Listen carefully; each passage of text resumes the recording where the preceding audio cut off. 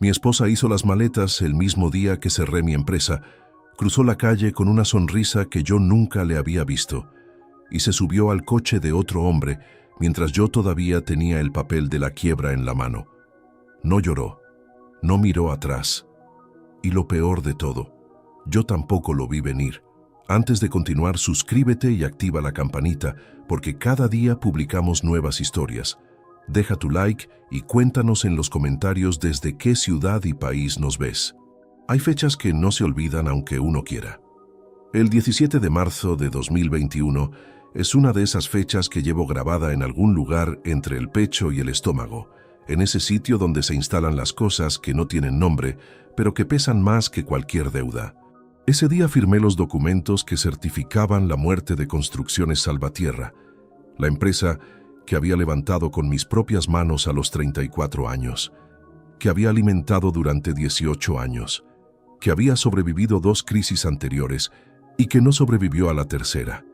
Ese día también, aunque yo tardé unas horas más en entenderlo del todo, firmé sin saberlo el final de mi matrimonio. Me llamo Rodrigo Salvatierra Mendoza. Tenía 52 años cuando todo se derrumbó. Ingeniero civil de formación, empresario por vocación, y durante casi 2 décadas el proveedor principal de una familia que construí con la misma dedicación con la que construía edificios. Ladrillo a ladrillo, sin atajos, sin rendirme cuando las cosas se ponían difíciles. Llevaba casado con Verónica Dalmau Herrera 23 años y 4 meses exactos. Lo sé con esa precisión porque ella me lo recordó muchas veces a lo largo de los años, en los aniversarios que yo a veces dejaba pasar por culpa del trabajo, en las cenas que llegaba tarde, en los fines de semana que se convertían en medios días porque había una obra que revisar o un proveedor al que llamar. Verónica tenía 47 años. Era una mujer que sabía estar en cualquier sitio, que sabía hablar con cualquier persona, que tenía una manera de entrar a una habitación que hacía que la gente se girara. Yo siempre lo vi como algo admirable. Tardé demasiado en entender que esa habilidad también se podía usar de otras maneras. Vivíamos en Zaragoza, en un piso amplio en el barrio de Miralbueno que habíamos comprado en 2008 y reformado 2 veces desde entonces. Teníamos 2 coches, unas vacaciones al año, una vida que desde fuera parecía ordenada, y desde dentro, si soy honesto, llevaba años siendo más una rutina que un matrimonio. Eso también es parte de la verdad, y no voy a esconderlo. La empresa empezó a hundirse en el verano de 2020.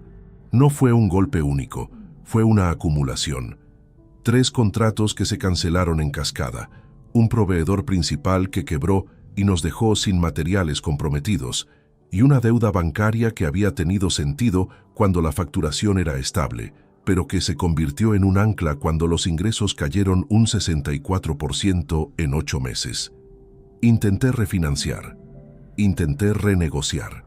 Contraté a Gustavo Serrano Alcaide, mi contador de confianza desde hacía 12 años, para que buscara cualquier salida posible. Gustavo lo intentó, lo intentamos juntos, pero hay momentos en los que los números simplemente no mienten, y los nuestros decían que no había camino. Durante esos meses, Verónica estuvo presente físicamente, pero ausente de una manera que yo no supe leer en su momento.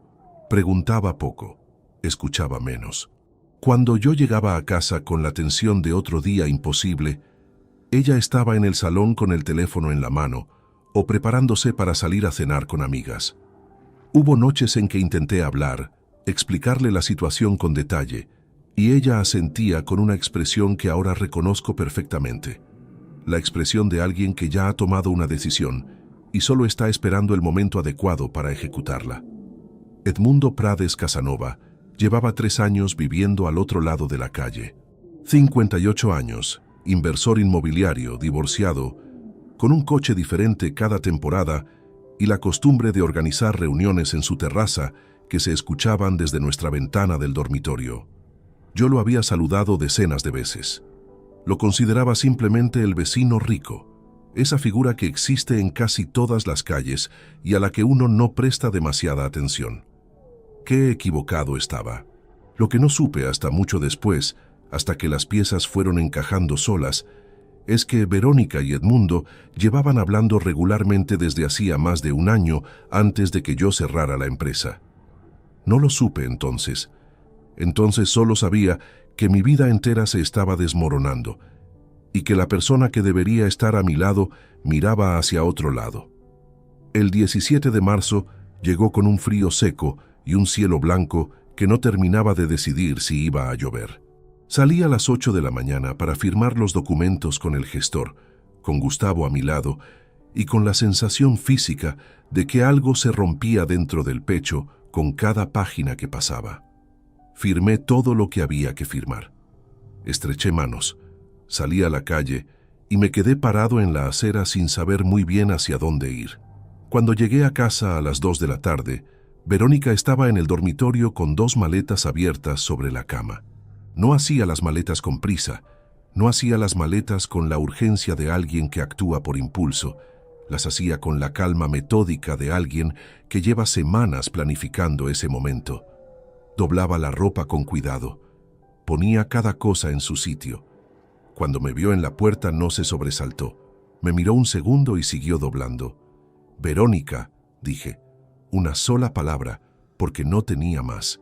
Ella cerró el cajón, se giró y me miró con una expresión que no era crueldad, pero que tampoco era nada parecido al amor. Era distancia. Era una decisión ya ejecutada buscando simplemente la salida. «Rodrigo, esto no tiene futuro», dijo. «Tú no tienes futuro, y yo no nací para ser pobre». No grité. No supe gritar. Me quedé en el umbral de la puerta del dormitorio, mientras ella terminaba de cerrar las maletas. Las bajaba por el pasillo con ruedas que sonaban sobre el parqué y abría la puerta de casa sin mirar atrás. La seguí hasta el rellano sin entender del todo lo que estaba ocurriendo y desde ahí la vi bajar las escaleras, cruzar el portal, salir a la calle. Edmundo Prades estaba aparcado justo enfrente, motor encendido, maletero ya abierto. 3 vecinos lo vieron desde la calle. Yo lo vi desde el balcón, con las manos apoyadas en la barandilla y el papel de la quiebra todavía en el bolsillo de la chaqueta. Ella metió las maletas, se subió al coche y Edmundo arrancó sin prisa. No hubo drama, no hubo escena, solo el sonido del motor alejándose y el silencio que quedó después, un silencio tan completo y tan pesado que durante un momento no supe si estaba respirando. Tenía 52 años, no tenía empresa, no tenía matrimonio, y no tenía la menor idea de lo que iba a hacer al día siguiente. Eso era lo que yo creía que era el final. Me equivocaba. El piso quedó en silencio durante días. No el silencio normal de una casa cuando no hay nadie, sino otro tipo de silencio, más denso, el que deja a una persona cuando su ausencia ocupa más espacio que su presencia. El perfume de Verónica tardó casi una semana en desaparecer del dormitorio. Yo dormí en el sofá desde la primera noche, no porque no pudiera entrar al cuarto, sino porque entrar significaba enfrentarme a la mitad vacía de la cama, a los cajones abiertos, a las perchas descolgadas en el armario. No estaba preparado para eso. No estaba preparado para casi nada. Los primeros 3 días no los recuerdo con claridad. Sé que comí algo, sé que contesté algún mensaje de Gustavo, sé que encendí la televisión sin mirarla durante horas. Lo que sí recuerdo con una precisión extraña y cruel es el sonido de las ruedas de esas maletas sobre el parqué del pasillo. Ese sonido volvía de noche, cuando intentaba dormir, con la puntualidad mecánica de algo que el cerebro decide archivar en el lugar equivocado. El 4.º día llamó mi madre.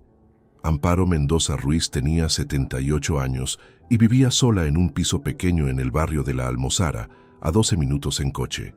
Había enviudado 8 años antes y desde entonces vivía con la serenidad particular de las personas que ya han perdido lo suficiente como para no desperdiciar energía en lo accesorio. Cuando llamó, yo contesté con la voz de alguien que lleva días sin hablar en serio con nadie. «¿Cuándo comes bien por última vez?», me preguntó. No supe qué responder. «El sábado», dijo ella, sin esperar mi respuesta. «¿Vengo o vas tú?», pero uno de los dos se mueve. Fui yo. Llegué con la ropa del día anterior y sin haberme afeitado, y ella abrió la puerta, Me miró de arriba abajo con esa manera suya de evaluarlo todo sin decir nada, y se hizo a un lado para dejarme pasar. Había un plato de lentejas en el fuego. La cocina olía a laurel y a pan reciente. Me senté en la misma silla en la que me había sentado de niño, y algo en ese detalle, en la familiaridad exacta de ese ángulo de mesa, de esa ventana, de esa luz de tarde, me golpeó de una manera que no anticipé. No lloré en ese momento. Lloré más tarde, cuando Amparo recogía los platos y yo me quedé mirando el mantel sin ver nada, y ella puso una mano sobre mi antebrazo sin decir una sola palabra. No hubo discurso, no hubo frases de consuelo fabricadas, solo esa mano, pequeña y seca y completamente firme, que decía sin palabras que yo seguía siendo alguien para ella, aunque en ese momento no lo fuera para nadie más. Esa noche dormí en el sofá de su casa, y a la mañana siguiente, cuando me desperté con el olor del café que ella ya tenía preparado a las 6:15, algo en mí decidió, sin anunciarlo, que no podía quedarme en ese punto para siempre. Pero antes de llegar a eso, ocurrió algo que cambió la forma en que yo entendía todo lo que había pasado. A los 10 días de la marcha de Verónica, recibí una llamada de Carmen Vidal Espinosa, una vecina del edificio de enfrente con la que mi mujer había tenido amistad durante años. Carmen tenía 61 años, era jubilada de la administración pública y era el tipo de persona que observa más de lo que habla, lo cual la hacía, sin pretenderlo, una fuente de información extraordinariamente precisa. «Rodrigo», dijo, con una incomodidad evidente en la voz, «no quiero meterme donde no me llaman, pero hay algo que creo que deberías saber». La escuché. Carmen me contó que la semana antes de que yo firmara los papeles de la quiebra, había visto a Verónica entrar al portal de Edmundo Prades en 2 ocasiones distintas, por la tarde, cuando yo estaba en reuniones. No una vez, 2, con la naturalidad de alguien que conoce el camino. Colgué el teléfono y me quedé sentado en el sofá de mi madre mirando el suelo. No fue rabia lo que sentí primero. Fue algo más frío y más preciso. La comprensión de que lo que había ocurrido no había sido una decisión tomada en el calor del momento. No había sido el pánico de una mujer asustada por la quiebra de su marido. Había sido un plan, silencioso, paciente, ejecutado con una calma que ahora reconocía en cada uno de los gestos de las últimas semanas. En su distancia, en sus ausencias, en esa expresión que yo había interpretado como preocupación y que era otra cosa completamente distinta. Edmundo sabía que la empresa iba a cerrar antes de que yo se lo contara a nadie. Solo había una persona que podía haberle dado esa información. Esa noche no dormí. No por dolor, sino porque la mente no para cuando empieza a reconstruir una secuencia que había tenido delante todo el tiempo sin verla. Repasé conversaciones, repasé fechas, repasé las veces que Verónica había salido por la tarde con explicaciones que yo nunca verifiqué porque no se me ocurrió que hubiera algo que verificar. Repasé la vez, en enero de ese año, en que mencionó a Edmundo en una conversación sobre no sé qué y yo no presté atención porque estaba leyendo un correo del banco. Repasé la vez en que encontré una tarjeta de visita de él en el bolsillo del abrigo de ella, y ella dijo que se la había dado en una cena de vecinos. Yo lo creí. Naturalmente, lo creí. No voy a cargar toda la culpa en Verónica para quedarme limpio. También es verdad que yo llevaba años llegando tarde, que hubo meses en que lo único que traía a casa era tensión y cansancio, que hubo conversaciones importantes que cancelé por llamadas de trabajo que en retrospectiva no eran tan urgentes. No digo esto para justificar lo que ella hizo, lo digo porque es parte de la historia completa, y la historia completa es la única que vale la pena contar. Pero hay una diferencia enorme entre un matrimonio que se desgasta y una persona que planifica su salida en silencio mientras su marido lucha por salvar lo que han construido juntos. Esa diferencia no la borra ninguna autocrítica. A finales de marzo, me instalé definitivamente en casa de Amparo. Traje 2 bolsas de ropa, el portátil y una carpeta con documentos. El piso de Miralbueno quedó solo, con los muebles, con las perchas vacías, con el silencio de una vida que había terminado sin despedida formal. No volví en semanas. Gustavo me llamaba cada 2 o 3 días, no para hablar de trabajo, sino para preguntar cómo estaba, con esa manera suya directa y sin adornos que agradeció más de lo que le dije en ese momento. Una tarde me dijo algo que se quedó instalado. «Rodrigo, tú has construido una empresa desde cero con menos de lo que tienes ahora. Lo que perdiste no era todo lo que eres». No le respondí nada, pero lo anoté mentalmente con una precisión que no esperaba. El sofá de mi madre era estrecho y el muelle del centro se notaba si uno no se colocaba bien. Me desperté 20 noches seguidas con una marca en la espalda y el techo desconocido sobre la cabeza. Pero cada mañana, sin falta, había un café preparado, un plato limpio y una mujer de 78 años que no me preguntaba cuándo iba a recomponerme, sino que simplemente daba por hecho que lo haría. Eso, aunque suene pequeño, no lo era. Abril llegó con lluvia fina y constante, el tipo de lluvia que no moja de golpe sino que se va metiendo en la ropa sin que uno se dé cuenta hasta que ya está calado.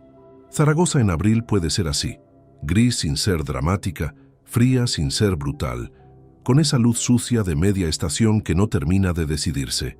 Yo llevaba casi 3 semanas en casa de mi madre y había establecido una especie de rutina sin haberlo planeado. Me levantaba cuando ella ya estaba en la cocina, desayunaba, salía a caminar 1 hora por el paseo del Ebro, volvía, leía algo sin retener nada, comía, dormitaba en el sofá por la tarde y esperaba que llegara la noche para repetirlo todo al día siguiente. No era recuperación, era supervivencia mínima con apariencia de orden. Gustavo me había enviado por correo electrónico un resumen de la situación financiera real tras el cierre de la empresa. Lo abrí un martes por la mañana. Lo leí hasta la mitad y lo cerré. No porque los números fueran peores de lo que esperaba, sino porque verlos organizados en un documento, en columnas limpias con totales en rojo, lo hacía demasiado definitivo. Había pasado 18 años tomando decisiones sobre números. Ahora los números me paralizaban. Eso también era nuevo. Yo no era una persona que se paralizara. Había gestionado obras con 30 trabajadores. Había negociado contratos con ayuntamientos y empresas privadas. Había mantenido la calma en situaciones donde otros perdían la cabeza. Y ahora no era capaz de terminar de leer un correo electrónico. Una mañana, mientras caminaba por el paseo del Ebro con las manos en los bolsillos y la vista fija en el agua marrón del río, me detuve sin razón aparente frente a un banco de madera mojada y me senté.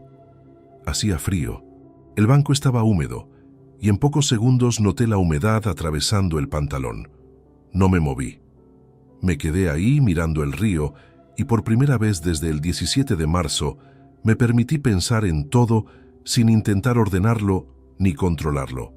Pensé en la empresa, en el primer contrato que firmé con 34 años, una rehabilitación pequeña en el casco viejo, un edificio de 5 plantas con la fachada deteriorada y las instalaciones obsoletas. Recordé el olor a yeso fresco de esa obra, el ruido de las radiales por la mañana, la satisfacción extraña y física de ver una pared nueva donde antes había una grieta. Pensé en los 18 años que siguieron, en los trabajadores que habían pasado por construcciones salvatierra, en las obras terminadas, en los problemas resueltos. Todo eso había existido. Nadie podía borrarlo. Pensé también en Verónica, no con rabia, sino con esa tristeza particular que produce entender que una persona que uno creyó conocer era, en parte, una construcción propia. Yo había visto en ella lo que quería ver durante demasiado tiempo. Eso no la absolvía de nada, pero tampoco me dejaba del todo limpio a mí. Y pensé en algo que no había querido pensar desde que todo empezó. En que tenía 52 años, en que estaba sano, en que sabía hacer cosas concretas y útiles, y en que el único obstáculo real entre donde estaba y donde podría estar era el tiempo. Solo el tiempo, no la capacidad, no el conocimiento, no la experiencia, solo la disposición a empezar de nuevo, sabiendo que el resultado no llegaría pronto. Me levanté del banco con el pantalón húmedo y volví caminando a casa de mi madre. Esa tarde, Por primera vez en semanas, abrí el correo de Gustavo y lo leí entero. La situación era la siguiente. La liquidación de la empresa había saldado las deudas principales con los bancos, pero había dejado un remanente negativo de 42.000 euros en obligaciones menores que yo tendría que asumir personalmente en los meses siguientes. El piso de Miralbueno estaba a mi nombre y tenía una hipoteca con 12 años pendientes. Los ahorros personales, separados de la empresa desde siempre por consejo del propio Gustavo, ascendían a 17.300 euros. No era nada, pero era algo. Era un punto de partida si uno decidía verlo así. Le respondí al correo con 3 líneas, que había leído todo, que necesitaba hablar con él esa semana y que quería explorar opciones de trabajo como consultor independiente mientras reorganizaba la situación financiera personal. Gustavo respondió en 20 minutos. El jueves te espero en la oficina. Tengo algo que puede interesarte. No pregunté qué era, pero algo en ese mensaje, en su brevedad y en su tono directo, hizo que por primera vez en semanas sintiera algo distinto al peso constante de las últimas semanas. No era esperanza todavía, era simplemente la sensación de que el siguiente paso existía, aunque aún no lo viera con claridad. Esa noche cené con mi madre en la cocina pequeña, con el televisor encendido de fondo y los platos de siempre. Amparo no me preguntó nada sobre el correo, ni sobre Gustavo, ni sobre mis planes. Habló del tiempo, de una vecina que había tenido un problema con la comunidad, de una receta que quería intentar el fin de semana. Conversación normal, sin peso, sin agenda. Y en algún momento entre el segundo plato y el café, me sorprendí respondiendo con naturalidad, siguiendo el hilo, incluso sonriendo ante algo que ella dijo con esa ironía seca que siempre había tenido. Fue un momento pequeño, casi insignificante, pero era la primera vez en casi un mes que me sentaba a cenar sin que cada bocado supiera a derrota. El jueves llegué a la oficina de Gustavo Serrano a las 10 de la mañana. Estaba en un edificio discreto de la calle de San Vicente de Paúl, segundo piso, con una placa de latón en la puerta que llevaba ahí desde que él había montado el despacho hacía 16 años. La recepcionista, una chica joven que yo no conocía, me hizo pasar directamente. Gustavo estaba detrás de su mesa con 2 tazas de café ya servidas y una carpeta delgada frente a él. Tenía 54 años, era más o menos de mi altura, y tenía esa manera de estar sentado que tienen las personas acostumbradas a dar malas noticias con calma. Espalda recta, manos sobre la mesa, expresión que no anticipa nada. «Siéntate», dijo. Me senté. «Hay una empresa pequeña en Utebo», comenzó. «Constructora familiar, segunda generación, facturan unos 800.000 euros al año. El hijo mayor acaba de asumir la dirección con 31 años y no tiene formación técnica real. Están creciendo más rápido de lo que pueden gestionar y necesitan a alguien que les ayude a ordenar los procesos, los presupuestos, la coordinación de obras». Hizo una pausa. «No es lo que tenías, pero es real, es inmediato, y pagan». Lo miré. «¿Cuánto?», pregunté. 2.200 euros al mes como consultor externo, con posibilidad de revisión a los 6 meses. No era lo que ganaba. No era ni la mitad, pero era suficiente para empezar a cubrir las obligaciones pendientes y para no tener que tocar los 17.000 de los ahorros el primer mes. «¿Cuándo quieren una respuesta?», dije. «La semana que viene». Cogí la taza de café, la sostuve un momento sin beber y miré la carpeta sobre la mesa. «Diles que sí», respondí.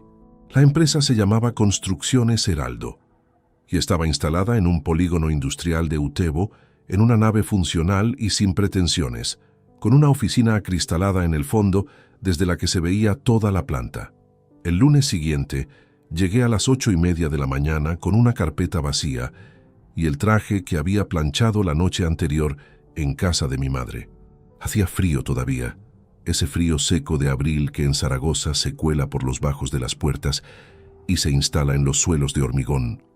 El hijo mayor se llamaba Borja Izquierdo Castellano, 31 años, complexión ancha, manos grandes, la mirada directa de alguien acostumbrado a trabajar en obra desde adolescente, pero con la inseguridad contenida de quien sabe que ha asumido responsabilidades para las que nadie lo preparó del todo. Me recibió él mismo en la entrada, sin recepcionista, con un apretón de manos firme y una taza de café que apareció de la nada, con la naturalidad de los sitios donde el café es un gesto automático de bienvenida. Mi padre montó esto hace 22 años, me dijo mientras caminábamos hacia la oficina. Se jubiló el año pasado por un problema de corazón. Yo llevo aquí desde los 16, pero llevar la obra y llevar la empresa son dos cosas distintas. No lo dijo como excusa, lo dijo como diagnóstico, y eso me pareció una señal de inteligencia práctica, que en ese momento valoré más que cualquier título universitario. Me senté frente a su mesa y pasé la primera hora escuchando. No pregunté nada que no fuera estrictamente necesario.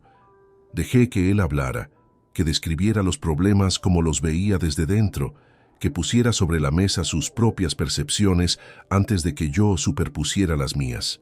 Era una manera de trabajar que había aprendido con los años. Antes de ofrecer soluciones, entender exactamente qué problema se está resolviendo, porque los problemas que se describen desde fuera rara vez coinciden del todo con los que existen desde dentro. Lo que encontré era esto: una empresa sana en facturación, pero con una gestión de costes imprecisa, presupuestos elaborados por inercia sin actualización de precios de materiales, y una coordinación entre los dos encargados de obra que dependía más de la confianza personal que de procedimientos escritos. No era un desastre. Era una empresa que había funcionado bien con el padre, porque el padre tenía 30 años de experiencia acumulada en la cabeza y tomaba decisiones de manera intuitiva pero certera. Sin él, esa intuición no estaba disponible y nadie había encontrado todavía la manera de sustituirla por algo tangible. Eso era exactamente lo que yo sabía hacer. La primera semana no cambié nada. Me limité a observar, a acompañar a los encargados a las dos obras activas, a revisar los presupuestos de los últimos 6 meses, a sentarme con la administrativa, una mujer de nombre Rosario Benítez Palomar, que llevaba 11 años en la empresa y que sabía exactamente dónde estaban todos los papeles, aunque el sistema de archivo fuera un misterio para cualquier recién llegado. Rosario tenía 43 años, desconfiaba de los consultores externos por principio, y me lo hizo saber con una amabilidad tan calculada que resultaba casi admirable. El último asesor que pasó por aquí nos hizo cambiar todo el software de gestión, me dijo el segundo día, mientras buscaba una factura de 2019 que yo necesitaba ver. 3 meses de caos para volver a hacer las cosas igual que antes, pero con una pantalla diferente. No voy a cambiar el software, le respondí. Me miró con una expresión evaluadora. Bien, dijo, y me entregó la factura. Fue el inicio de una relación de trabajo que con el tiempo se convertiría en algo parecido al respeto mutuo, que en un entorno laboral tiene más valor práctico que la simpatía. La segunda semana empecé a trabajar en los presupuestos. Construí una plantilla de actualización de costes con los precios reales de los proveedores actuales, no los de 2 años atrás que seguían usando como referencia. La diferencia media era de un 17% al alza en materiales. Eso significaba que en varios presupuestos recientes habían cotizado por debajo del coste real sin saberlo, asumiendo márgenes negativos en obras que todavía no habían empezado. Cuando se lo presenté a Borja un miércoles por la tarde, con los números sobre la mesa y la comparativa clara, se quedó callado un momento. ¿Cuánto hemos perdido en los últimos 6 meses por esto?, preguntó. No lo han perdido todavía porque las obras no están terminadas, respondí. Pero si no ajustan los contratos donde sea posible y corrigen los presupuestos pendientes de firma, la estimación es de unos 38.000 euros en márgenes negativos antes de fin de año. Borja apoyó los codos en la mesa y se frotó la cara con las 2 manos. Era el gesto de alguien que acaba de entender que el problema era más concreto y más cercano de lo que pensaba. ¿Tiene solución?, dijo. Tiene gestión, le corregí, que no es lo mismo, pero en este caso es suficiente. Salí de esa reunión a las 7 de la tarde, subí al coche y conduje de vuelta a Zaragoza por la autovía con el tráfico denso de la hora punta. Había oscurecido. Las luces de los otros coches formaban esa cadena discontinua que uno ve tantas veces que deja de verla. Pero esa tarde la vi. Y en algún punto entre el polígono de Utebo y la salida de la Almozara, mientras mantenía las manos en el volante y el motor sonaba con regularidad, me di cuenta de algo que no había sentido en semanas.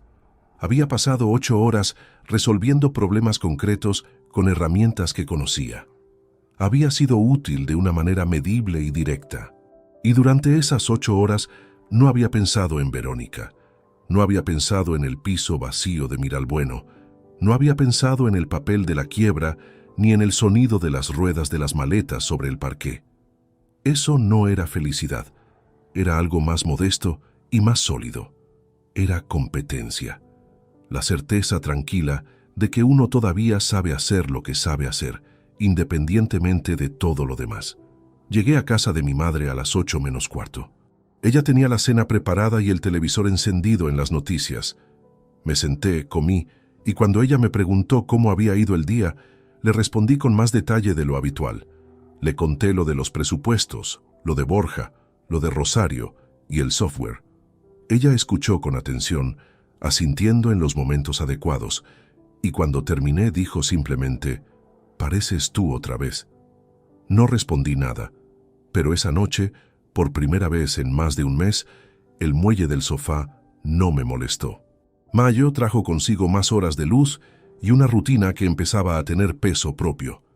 Cada mañana cogía la autovía hacia Utebo, cada tarde volvía con algo resuelto o algo pendiente de resolver, y cada noche cenaba en la cocina de Amparo con la sensación creciente de que el suelo bajo los pies era algo más firme que el mes anterior.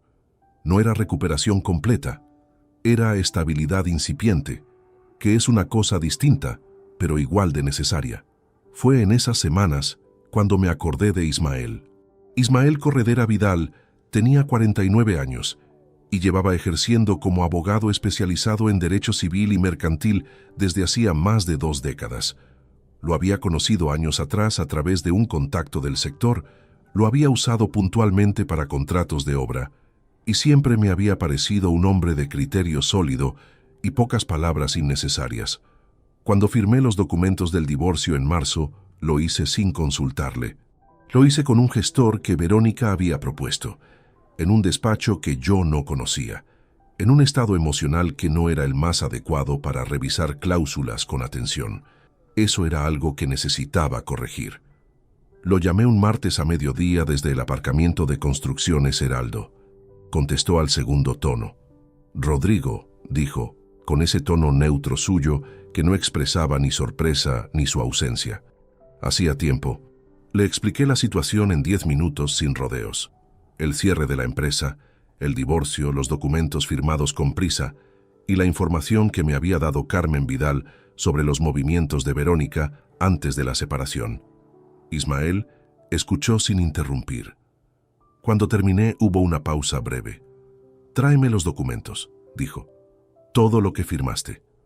Antes de sacar ninguna conclusión, necesito leerlo». Quedamos para el viernes siguiente en su despacho, en la calle de Don Jaime I, un espacio ordenado y sin adornos superfluos que olía a papel y a madera vieja, el tipo de despacho que transmite que quien trabaja ahí lleva muchos años haciéndolo y no necesita decoración para demostrarlo. Ismael leyó los documentos del divorcio con una concentración que yo observé desde el otro lado de la mesa sin decir nada. Pasó páginas, volvió atrás, marcó algo con un lápiz, siguió leyendo. Tardó 40 minutos.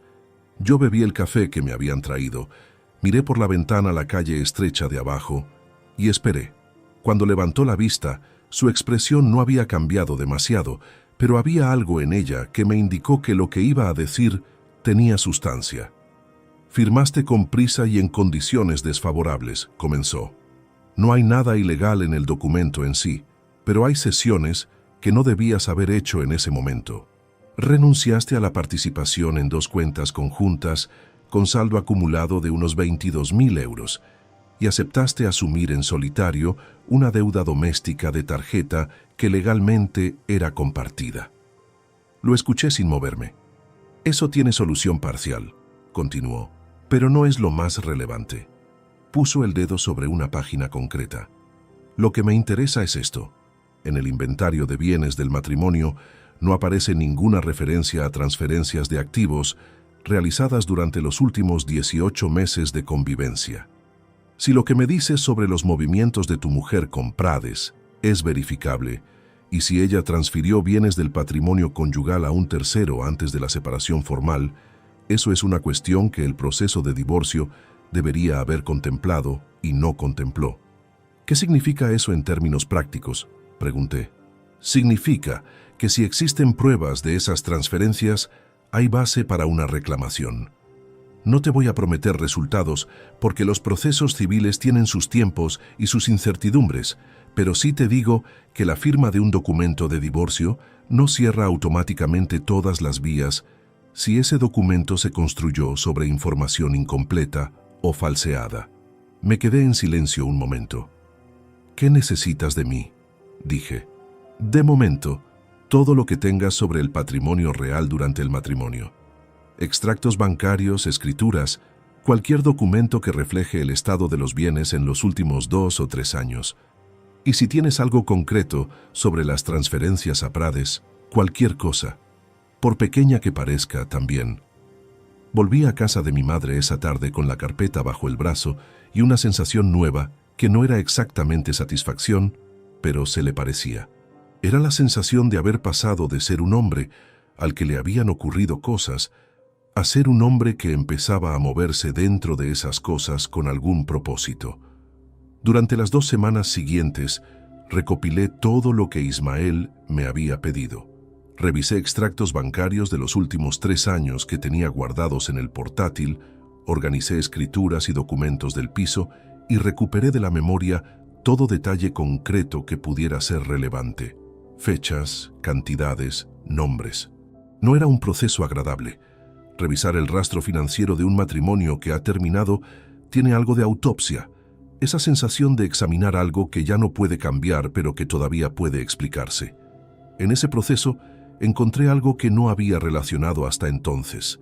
En septiembre de 2020, 6 meses antes de que yo firmara el cierre de la empresa, Verónica había retirado en efectivo 4.300 euros de una cuenta conjunta en 3 operaciones distintas en el mismo mes.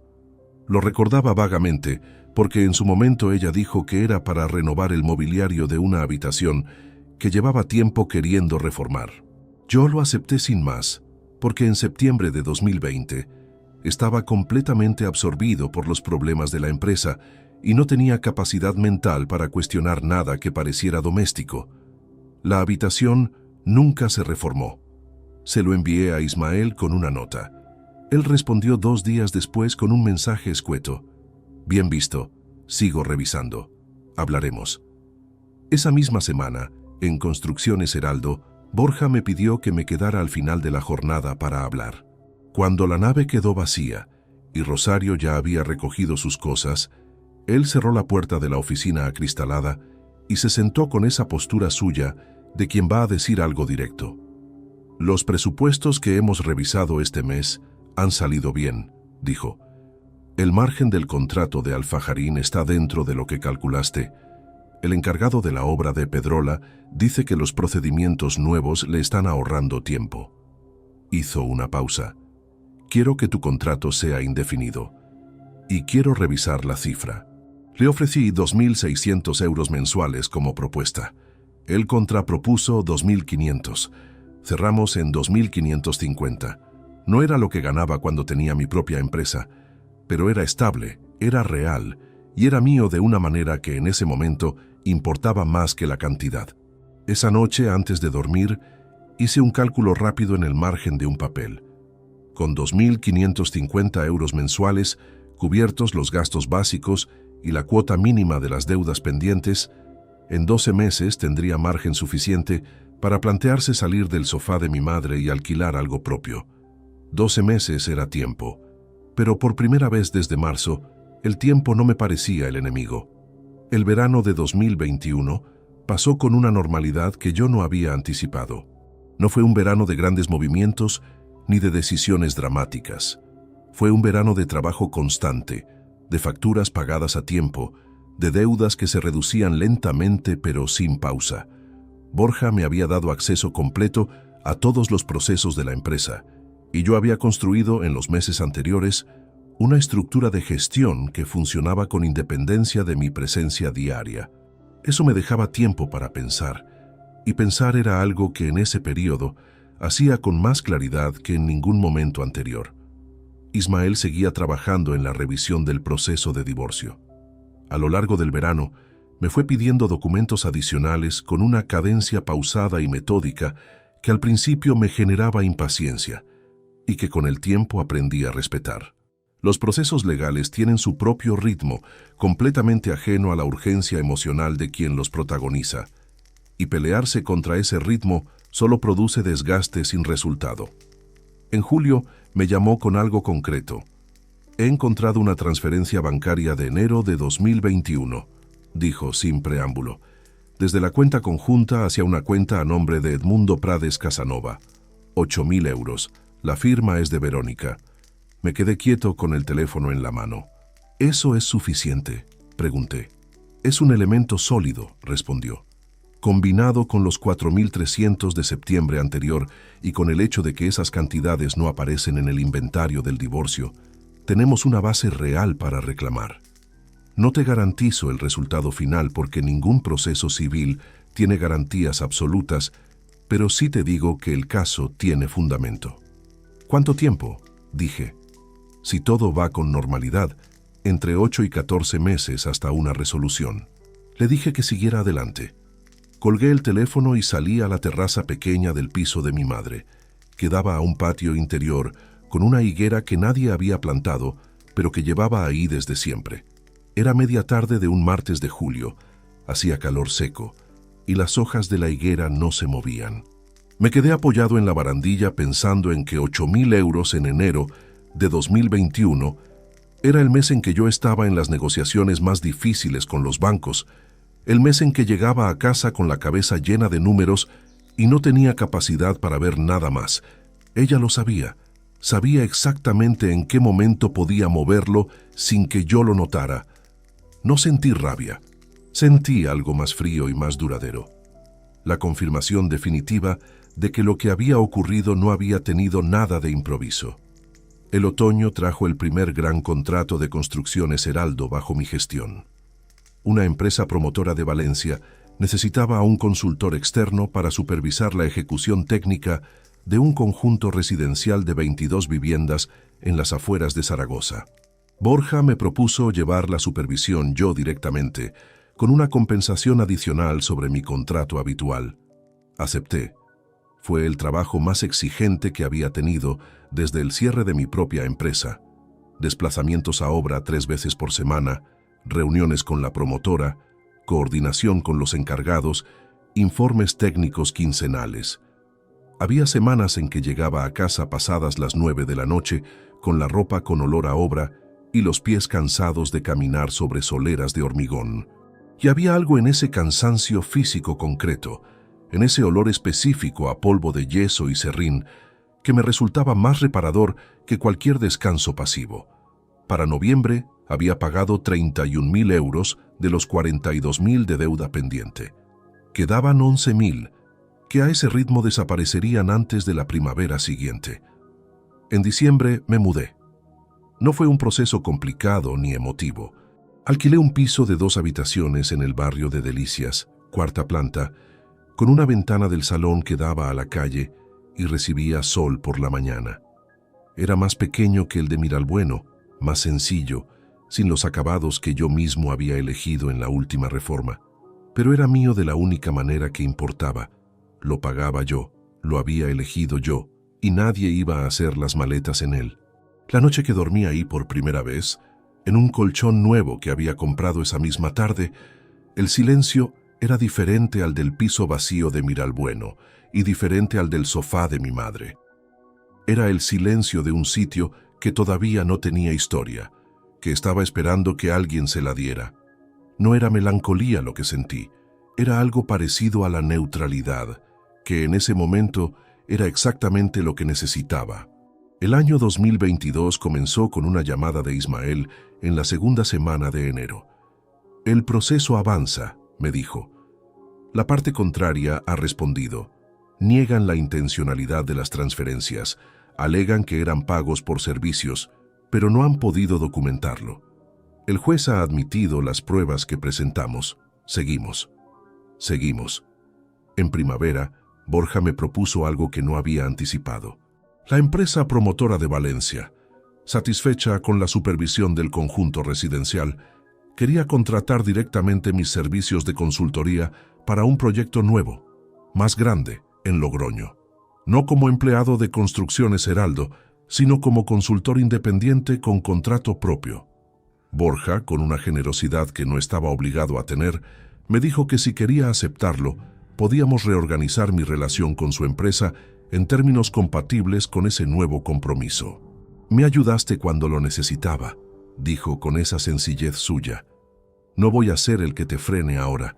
Constituí una consultoría unipersonal en mayo de 2022. Un registro mercantil, una cuenta bancaria nueva, una tarjeta con mi nombre y debajo una línea que decía: Consultoría técnica en construcción, sin empleados, sin nave, sin estructura pesada. Solo yo, mi experiencia y los contratos que fuera capaz de ganar. El primer mes facturé 4.800 euros. El segundo, 5.300. No era la facturación de Construcciones Salvatierra en sus años buenos, pero era limpia, era sostenible y crecía con cada proyecto bien ejecutado. En junio de 2022, exactamente 15 meses después de haber dormido por primera vez en el sofá de mi madre, liquidé el último euro de la deuda pendiente. Esa tarde fui a su casa con una botella de vino que ella no pidió y que abrimos igualmente, sentados en la cocina pequeña con la higuera del patio visible por la ventana. Brindamos sin discurso. Ella levantó su copa, yo levanté la mía y nos miramos un momento con esa complicidad de las personas que han compartido algo difícil sin necesitar nombrarlo. Ya, dijo ella simplemente. Era suficiente. El segundo semestre de 2022 fue el periodo en que dejé de medir el tiempo en función de lo que había perdido y empecé a medirlo en función de lo que estaba construyendo.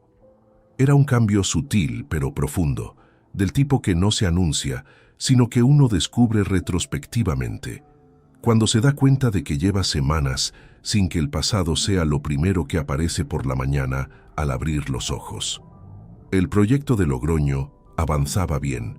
Viajaba allí 2 veces por semana, a veces 3, y había desarrollado una relación de trabajo sólida con el equipo de la promotora valenciana, en particular con su director técnico, un hombre metódico y exigente llamado Aurelio Fontana Castillo, 56 años, que valoraba por encima de todo que los informes llegaran a tiempo y que los problemas se comunicaran antes de convertirse en crisis. Con Aurelio aprendí algo que pensaba que ya sabía, pero que en realidad solo había practicado a medias, que la confianza profesional se construye en los momentos incómodos, no en los fáciles. En octubre recibí una llamada de Ismael. «Tenemos resolución», dijo. Me senté donde estaba, que era el asiento del conductor de mi coche, aparcado frente a una obra en las afueras de Logroño, con el motor todavía encendido. «El juez ha estimado parcialmente la demanda», continuó. «Las transferencias realizadas desde la cuenta conjunta han sido reconocidas como disposición indebida de bienes conyugales. La sentencia establece una compensación a tu favor de 19.200 euros, que incluye las cantidades transferidas más los intereses legales correspondientes». No dije nada durante un momento. «¿Verónica tiene que pagarlo?», pregunté. «Verónica es la responsable legal, sí. El plazo para el pago voluntario es de 30 días desde la notificación. Si no paga en ese plazo, se procede a la ejecución».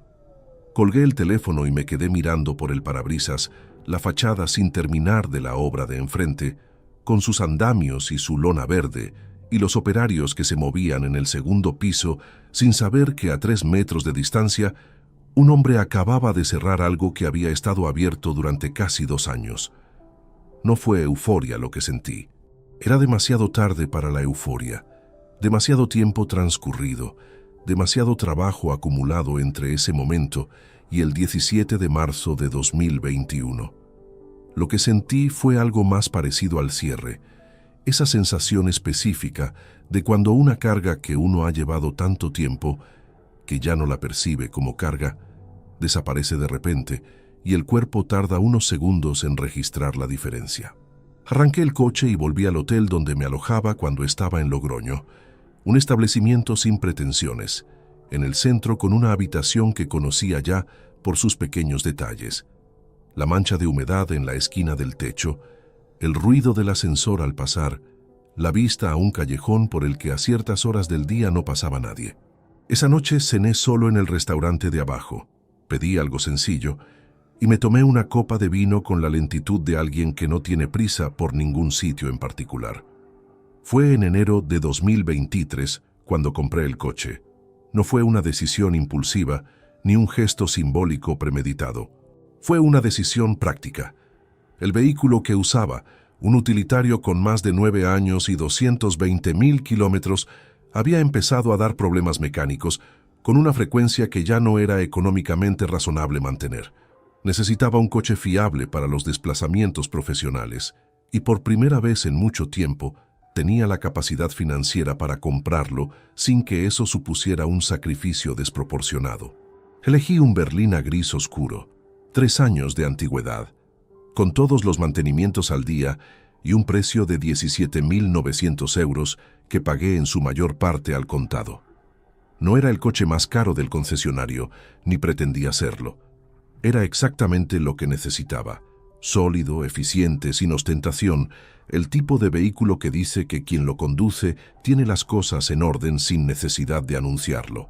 El día que lo recogí era un jueves de finales de enero, frío y despejado, con ese sol de invierno que ilumina sin calentar. Salí del concesionario en la carretera de Madrid y conduje durante 20 minutos sin destino fijo, simplemente para sentir el coche, para acostumbrarme al tacto del volante nuevo y al silencio del motor que no vibraba ni protestaba. Era una sensación menor en términos objetivos, pero había algo en ella que tenía peso.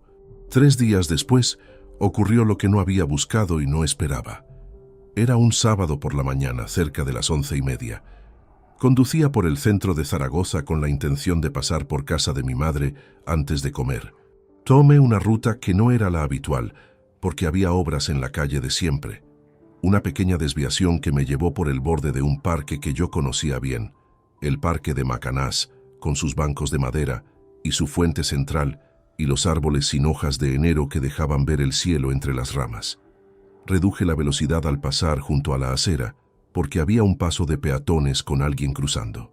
Y en ese segundo de velocidad reducida, con la vista hacia el lado derecho de la calle, vi a una mujer sentada en un banco a unos 8 metros de distancia. Llevaba un abrigo oscuro con el cuello levantado, el pelo sin recoger y más largo de lo que yo recordaba, la cabeza ligeramente inclinada.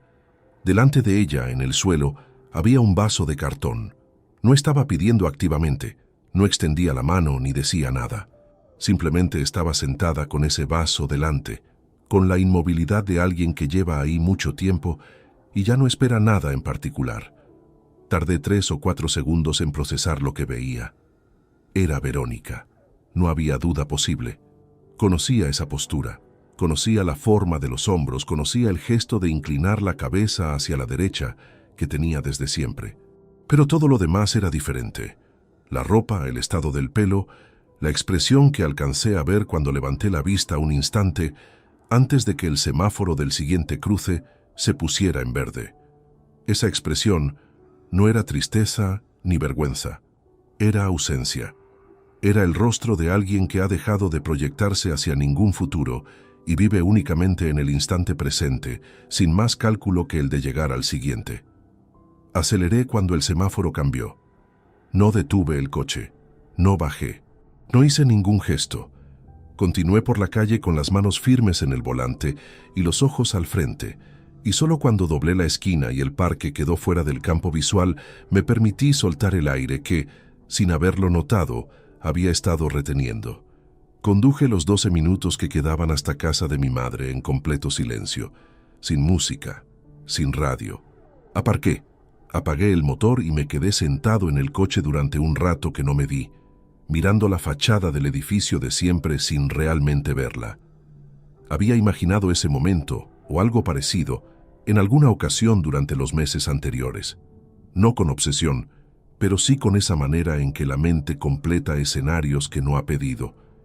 Y en ninguna de esas versiones imaginadas había sentido lo que sentí en ese coche aparcado frente al edificio de mi madre. No era satisfacción, no era alivio. Era algo más incómodo y más honesto que ambas cosas.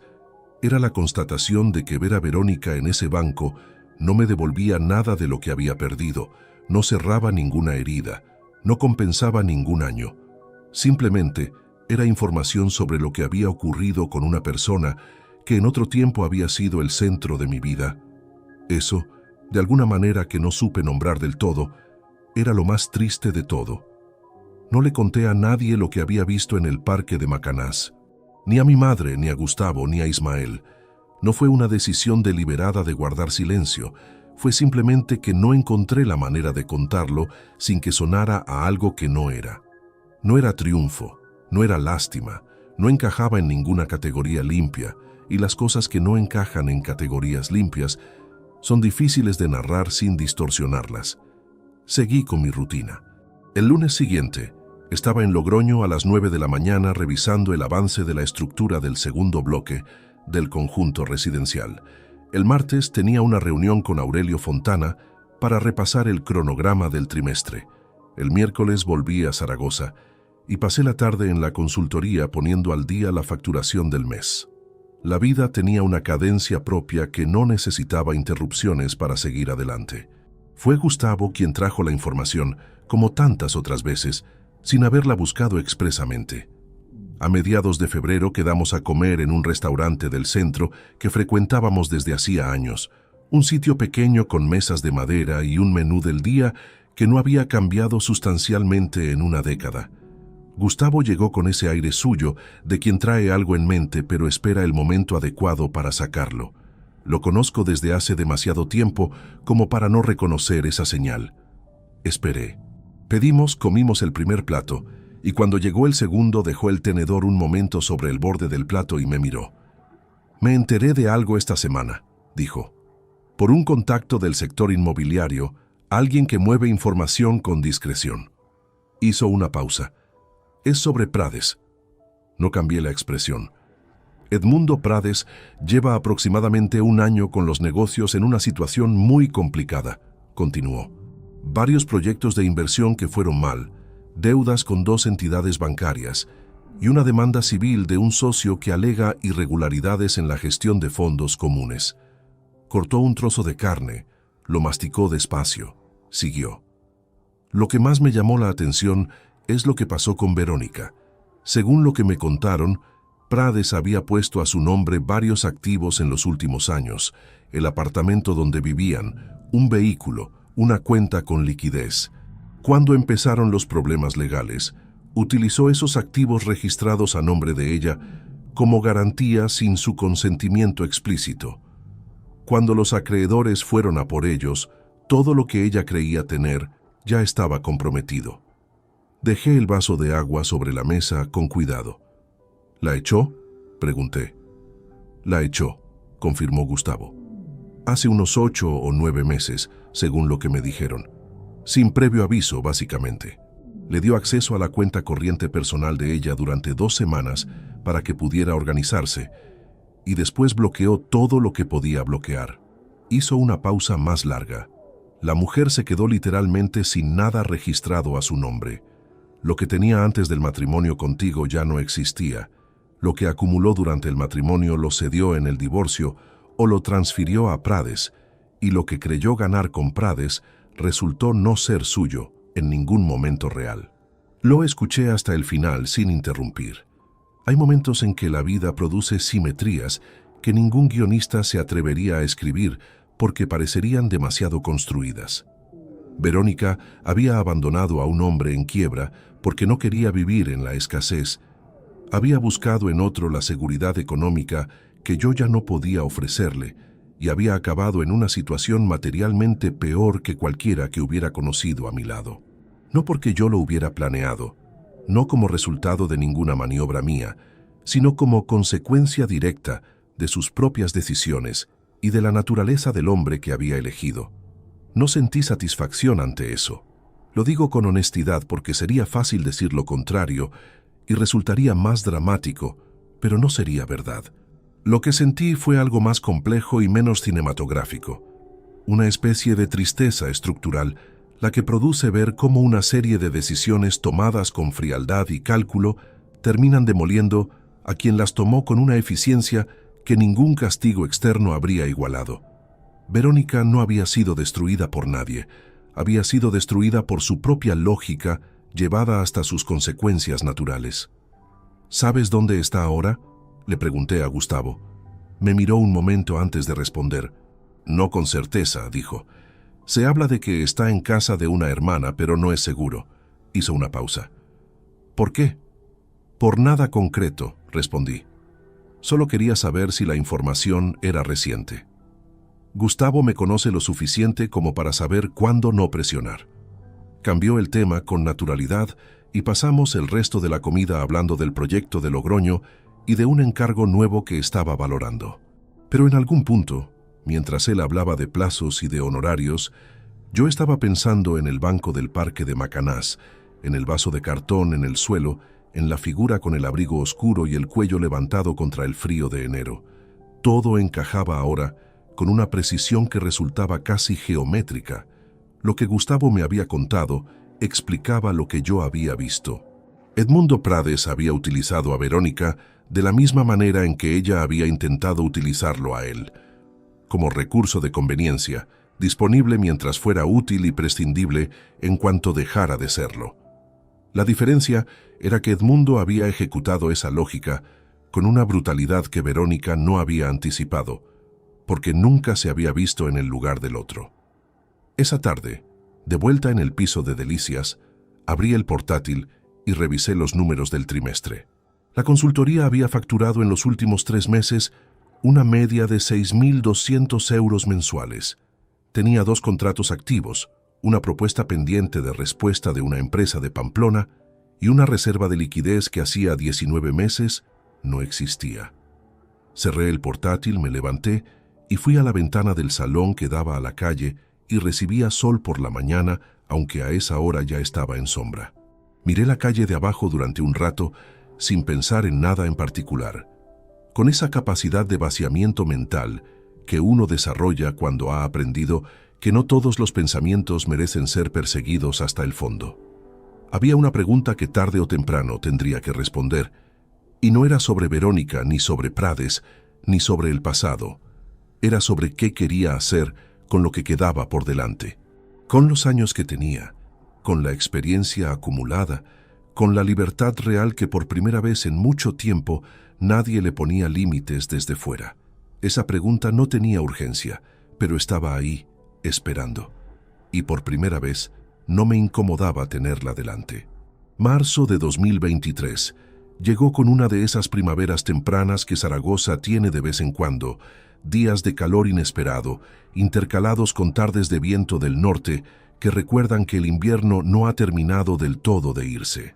Yo llevaba 2 años justos desde el cierre de la empresa y la distancia temporal había hecho algo que el esfuerzo consciente no había logrado del todo. Había convertido aquel periodo en algo que recordaba con claridad, pero que ya no habitaba emocionalmente de manera permanente. El proyecto de Logroño estaba en su recta final. Aurelio Fontana me había comunicado que la promotora estaba satisfecha con el resultado y que había posibilidades reales de un nuevo encargo en el segundo semestre, esta vez en Castellón. La consultoría funcionaba con una solidez que hacía un año me habría parecido optimista imaginar. Tenía 3 clientes activos, una agenda con compromisos reales y una reputación en el sector que se había reconstruido contrato a contrato, sin anuncios ni declaraciones, solo con trabajo entregado a tiempo y problemas resueltos antes de convertirse en crisis. Fue en la segunda semana de marzo cuando apareció Dolores. Dolores Arqués Ventosa tenía 53 años y era, desde hacía décadas, una de esas personas que existen en la periferia de casi todos los matrimonios largos. la amiga de la mujer que también conoce al marido, que ha estado en suficientes cenas y celebraciones como para tener confianza con ambos, pero cuya lealtad, en caso de fractura, sigue inevitablemente a quien eligió primero. Con Verónica habían sido amigas desde la universidad.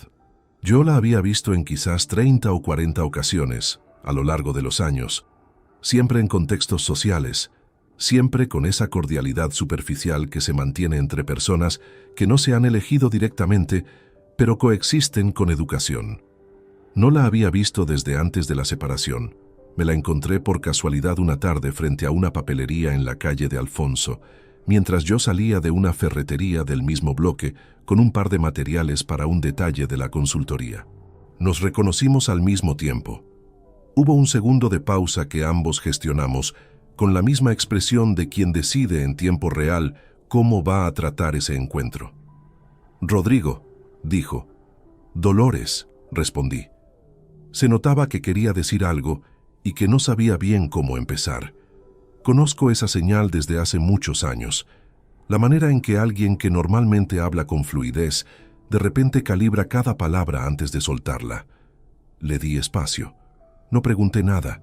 No facilité una salida fácil. Simplemente esperé. «He visto a Verónica», dijo finalmente. «Hace unos días. Me la encontré y... no está bien, Rodrigo. Está viviendo en casa de su hermana Pilar en el barrio de Torrero, con la hija de Pilar y el marido de la hija, en un cuarto que no es suyo». Hizo una pausa. Me pidió que, si te veía... Se detuvo ahí. «¿Qué te pidió?», dije, con una calma que no era frialdad, sino simplemente la ausencia de agitación. Dolores bajó un momento la vista antes de responder. «Que si podías hablar con ella, que quiere pedirte disculpas, que está arrepentida de cómo fueron las cosas». Levantó los ojos. «Eso es lo que me dijo que te dijera». No respondí de inmediato. Sostuve la bolsa de la ferretería. Miré un punto neutro entre los dos y procesé lo que acababa de escuchar con la misma metodología con la que había aprendido a procesar cualquier información relevante en los últimos 2 años. Sin reacción inmediata, sin dejar que la emoción del primer instante determinara la dirección. «¿Cómo está de salud?», pregunté. Dolores pareció levemente sorprendida por esa pregunta concreta. «Físicamente está bien», dijo. «Es lo demás». Asentí despacio. «Gracias por decirme», respondí. «De verdad». Dolores asintió con esa expresión de quien ha cumplido con algo que le pesaba y no sabe del todo si lo ha resuelto o solo lo ha trasladado. Nos despedimos con la misma educación con que nos habíamos saludado y cada uno siguió su camino por la calle de Alfonso en direcciones opuestas. Esa noche, sentado en el salón del piso de Delicias con una taza de café que se fue enfriando sin que yo la bebiera, estuve un tiempo largo sin hacer nada concreto. No fue angustia lo que sentí, tampoco duda en el sentido de no saber qué quería hacer. Fue más bien el peso específico de tener que tomar una decisión que afectaba a alguien que en otro tiempo había sido la persona más cercana del mundo, y hacerlo desde un lugar de claridad que no tenía nada de odio, pero tampoco nada de nostalgia activa. Al día siguiente, llamé a Ismael. No porque necesitara asesoramiento legal en ese punto, el proceso judicial llevaba meses cerrado, sino porque Ismael era el tipo de interlocutor con quien podía hablar de este asunto sin que la conversación se desviara hacia el terreno emocional. Le conté el encuentro con Dolores y le pregunté si había alguna obligación legal, cualquier tipo de vínculo pendiente que pudiera relacionarse con la situación de Verónica. «Ninguna», dijo Ismael, sin necesitar tiempo para pensarlo. «El proceso de divorcio está completamente liquidado. La sentencia de compensación fue ejecutada hace meses. No existe ningún vínculo legal activo entre tú y ella». Una pausa breve. «Lo que hagas a partir de aquí es una decisión personal, no jurídica». «Ya lo sabía», dije. «Quería oírtelo decir». «Pues ya te lo he dicho». Colgué y me quedé con el teléfono en la mano durante un momento. La cuestión no era si tenía obligación. La cuestión era qué tipo de hombre quería ser en ese momento, con esa información delante. Y esa pregunta tenía una respuesta que no dependía de lo que Verónica merecía o dejaba de merecer, ni de lo que habría sido justo en términos abstractos. Dependía únicamente de lo que yo podía sostener sin traicionarme. Esa misma semana, Borja Izquierdo me llamó para comentar un contrato nuevo que Construcciones Heraldo acababa de cerrar, una obra de rehabilitación en el centro histórico de Zaragoza que él quería que yo supervisara de manera externa, como había hecho con proyectos anteriores. Hablamos 40 minutos de planos, de plazos, de presupuestos. Cuando colgué me di cuenta de que durante esa conversación no había pensado ni un segundo en Verónica, en Dolores, ni en el cuarto prestado en casa de la hermana en Torrero. La vida que había construido en esos 2 años no dejaba huecos para lo que ya no tenía lugar en ella. Esa constatación no era crueldad, era simplemente la descripción honesta de lo que ocurre cuando uno deja de organizar su presente en torno a lo que perdió y empieza a organizarlo en torno a lo que tiene. Pasaron 10 días desde el encuentro con Dolores sin que yo tomara ninguna acción visible. No fue postergación ni incapacidad de decidir, fue deliberación real, el tipo que necesita tiempo y silencio para producir algo sólido en lugar de una reacción vestida de resolución. Durante esos 10 días viví con normalidad. Fui a Logroño a cerrar los últimos detalles del proyecto con Aurelio, que me estrechó la mano al final de la última reunión con esa firmeza suya de quien no prodiga los gestos, pero cuando los hace, tienen peso. Supervisé el inicio de la rehabilitación en el casco histórico que Borja había encargado. Cené 2 veces en casa de mi madre, que había notado algo en mi actitud sin preguntar directamente, con esa capacidad suya de percibir estados de ánimo sin necesitar que nadie los verbalizara. La noche del 10º día, me senté en el salón del piso de Delicias con un papel y un bolígrafo, no para escribir una carta, sino para hacer algo que había aprendido a lo largo de los años como herramienta de claridad. Poner en 2 columnas lo que era verdad objetiva y lo que era interpretación emocional. Era un ejercicio de ingeniero, en el fondo, separar estructura de ruido. En la columna de hechos objetivos, escribí lo siguiente. Verónica había tomado sus decisiones con información completa y tiempo suficiente para valorarlas. Había planificado su salida durante meses. Había transferido dinero del patrimonio común a un tercero antes de la separación. Había firmado un divorcio diseñado para dejarme en la peor posición posible. Y lo había hecho mientras yo luchaba por salvar lo que habíamos construido juntos durante más de 2 décadas, sin decirme nada, sin darme ninguna oportunidad de responder a algo que todavía no sabía que estaba ocurriendo. En la columna de interpretación emocional no escribí nada durante un rato. Después escribí una sola línea, que en otro tiempo la había querido de verdad, y que eso también había sido real, aunque todo lo demás resultara ser distinto de lo que yo creía. Guardé el papel en el cajón de la mesilla, no porque fuera a volver a él, sino porque ponerlo por escrito era una manera de reconocerlo sin tener que cargarlo en la cabeza de manera permanente. La decisión ya estaba tomada desde antes de sentarme. Solo necesitaba verificar que no había ningún ángulo que no hubiera contemplado. No iba a contactar con Verónica. No fue una decisión tomada con frialdad calculada ni con el tipo de distancia que en realidad esconde rabia no resuelta. Fue una decisión tomada desde un lugar de honestidad completa. Yo no tenía nada que ofrecerle que fuera genuino. No tenía consuelo, porque el consuelo fingido es una forma de mentira. No tenía consejo, porque ella no me había pedido consejo, sino presencia, y mi presencia en su vida en ese momento no habría servido a ningún propósito real, excepto aliviar temporalmente una situación que ella tendría que resolver desde dentro, igual que yo había tenido que hacer. Hay personas que entienden el perdón como un acto que se realiza hacia el otro.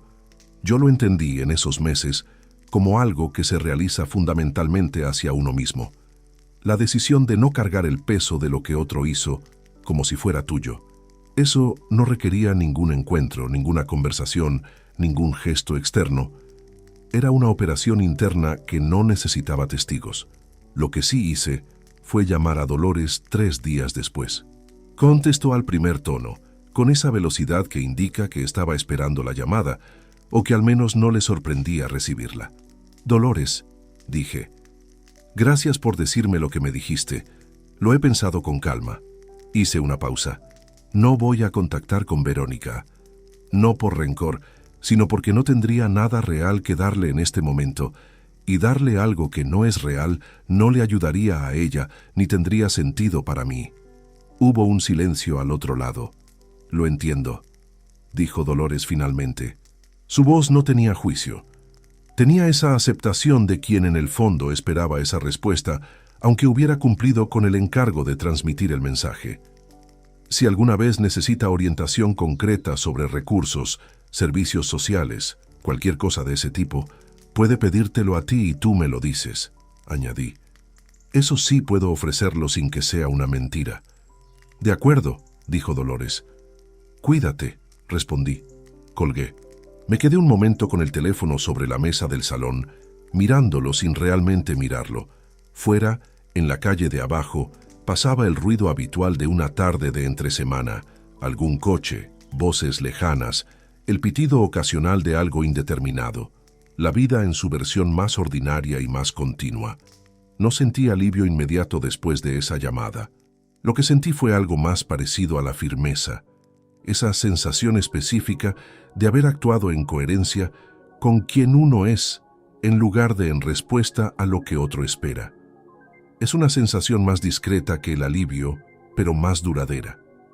Esa misma semana, recibí una propuesta formal de la empresa de Pamplona que llevaba meses evaluando mis servicios. Querían un contrato de consultoría para la supervisión técnica de 3 promociones residenciales distribuidas en 18 meses. El presupuesto que proponían era de 94.000 euros por el conjunto del encargo. Era el contrato más grande que la consultoría había recibido desde su constitución. Lo revisé con calma, consulté algunos detalles con Ismael y respondí con una contrapropuesta de 98.000, que aceptaron sin negociación significativa. Firmé ese contrato un jueves de finales de marzo de 2023. Era un día gris, sin nada particular que lo distinguiera de cualquier otro jueves. Salí del despacho del cliente en Pamplona a las 6 de la tarde. Caminé hasta el aparcamiento, donde había dejado el berlina gris, y conduje de vuelta a Zaragoza por la autopista con el contrato firmado en la carpeta del asiento trasero. 2 años antes, había salido de una notaría con un papel que certificaba el fin de todo lo que había construido. Ese jueves, salía de una reunión con un papel que representaba el siguiente capítulo de todo lo que estaba construyendo de nuevo. La autopista estaba despejada. El motor del coche sonaba con esa regularidad silenciosa que tienen los motores en buen estado, sin esfuerzo visible, sin protestar. Las luces de los otros vehículos se multiplicaban a medida que oscurecía, y en algún punto entre Pamplona y Zaragoza, con las manos sobre el volante y la carretera recta delante, me di cuenta de que no estaba pensando en nada en concreto. Solo conducía, y eso, después de todo lo que había pasado, era exactamente suficiente. El contrato de Pamplona marcó un antes y un después que no tuvo ninguna ceremonia exterior. No hubo celebración, no hubo anuncio, no hubo ningún momento dramático que señalara la línea entre lo que era antes y lo que era ahora. Las cosas importantes rara vez tienen fanfarra, simplemente ocurren, se instalan, y uno los reconoce con el tiempo como puntos de inflexión solo cuando ya está suficientemente lejos de ellos para verlos en perspectiva. El verano de 2023 fue el primero en muchos años en que tomé vacaciones reales. No un fin de semana largo, ni unos días entre proyectos. Vacaciones de verdad. 2 semanas en agosto en las que cerré el portátil, desvié las llamadas profesionales a un mensaje automático y salí de Zaragoza sin ningún encargo pendiente de revisión. Fui al norte, a una zona de la costa cantábrica que conocía de hace décadas y que tiene ese tipo de paisaje austero y verde que no promete nada espectacular, pero cumple con algo más difícil: la tranquilidad sostenida, sin picos ni decepciones. Alquilé una casa pequeña cerca de Comillas durante 12 días. Cocinaba yo. Salía a caminar por la mañana temprano cuando la niebla todavía no se había levantado del todo. Leía por las tardes en un sillón junto a una ventana que daba a un jardín descuidado con una bugambilla que nadie podaba. Era una vida reducida a sus elementos más básicos, y en esa reducción había algo que no había encontrado en los meses de esfuerzo constante, el espacio para notar quién era uno, cuando no había nada que demostrar, ni nadie a quien demostrárselo. En esos 12 días pensé en muchas cosas con la calma que solo da la distancia física de los lugares habituales. Pensé en construcciones salvatierra y en los 18 años que había dedicado a construirla. No con nostalgia, sino con algo parecido al reconocimiento. Había sido un trabajo real, hecho con competencia y honestidad, y su cierre no lo borraba ni lo reducía. Existió. Tuvo valor. Y el hecho de que hubiera terminado no significaba que hubiera sido un error haberlo empezado. Pensé también en los meses en el sofá de mi madre, en el olor del café a las 6 de la mañana, en la mano pequeña y firme de Amparo sobre mi antebrazo, en un momento en que yo no tenía palabras para pedir ayuda y ella no las necesitaba para ofrecerla. Hay personas que nos sostienen sin convertirlo en un acto visible, y a esas personas se les debe una deuda que no se salda con dinero ni con palabras, sino únicamente con la decisión de no desperdiciar lo que nos dieron. Pensé en Verónica, menos de lo que habría esperado. No porque la hubiera borrado, sino porque su lugar en mi vida había encontrado finalmente las proporciones correctas. Era parte de una historia larga que había ocurrido de verdad, con momentos reales de los dos lados, y que había terminado de una manera que decía más sobre ella que sobre mí, aunque también dijera algo sobre mí que valía la pena no ignorar. Había trabajado demasiado durante demasiados años sin entender que una empresa que funciona y un matrimonio que funciona necesitan tipos de atención distintos, y que la segunda no puede vivir indefinidamente del crédito de la primera. Esa fue quizás la lección más incómoda de todo el proceso y la más útil. Volví a Zaragoza a finales de agosto con las pilas cargadas de una manera que no recordaba desde hacía mucho tiempo. El proyecto de Pamplona esperaba. Había un encargo nuevo de una empresa de Valencia que Aurelio había recomendado, y Borja necesitaba mi opinión sobre un presupuesto complicado. La agenda tenía peso, pero era el tipo de peso que energiza en lugar de aplastar, que tiene dirección en lugar de ser solo masa. En septiembre llamé a mi madre para decirle que iba a llevarla a cenar fuera, no en su cocina, sino en un restaurante de verdad, algo que hacíamos poco y que ella disfrutaba más de lo que reconocía abiertamente. Fuimos a un sitio tranquilo del centro, con mantel de tela y una carta que no tenía prisa. Cenamos despacio. Hablamos de cosas sin importancia crítica y de cosas que sí la tenían. Y en algún momento de la noche, mientras esperábamos el postre que ella había pedido con esa determinación suya de no saltarse ningún plato, me miró con esa expresión evaluadora que conozco desde la infancia. «¿Estás bien?», dijo. No como pregunta, como verificación. «Sí», respondí. «Bien», repitió con la misma economía de siempre, y siguió mirando la carta de postres como si el asunto estuviera completamente zanjado.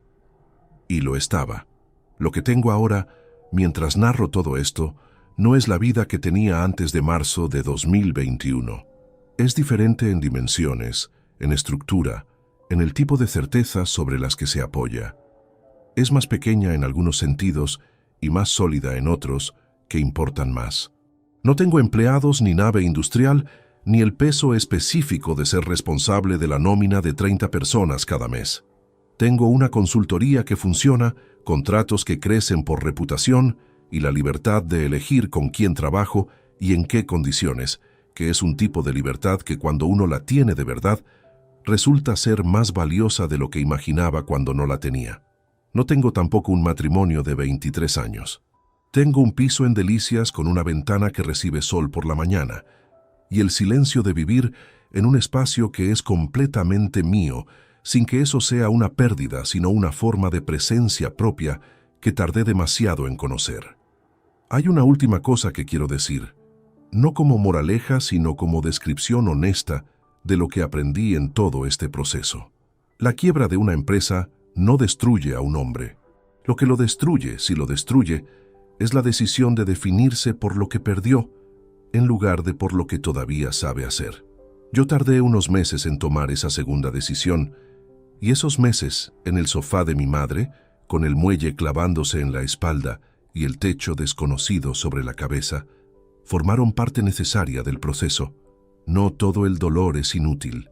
Parte de él es simplemente el tiempo que tarda el cuerpo y la mente en reorganizarse alrededor de una realidad nueva. La última imagen que tengo de todo esto no es dramática.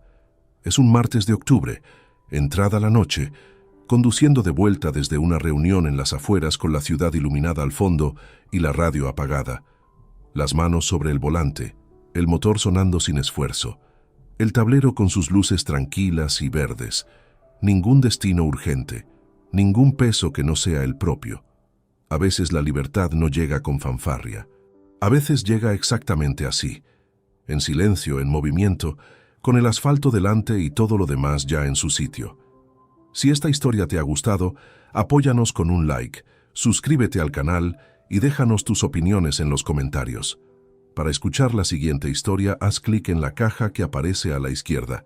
Gracias por acompañarnos.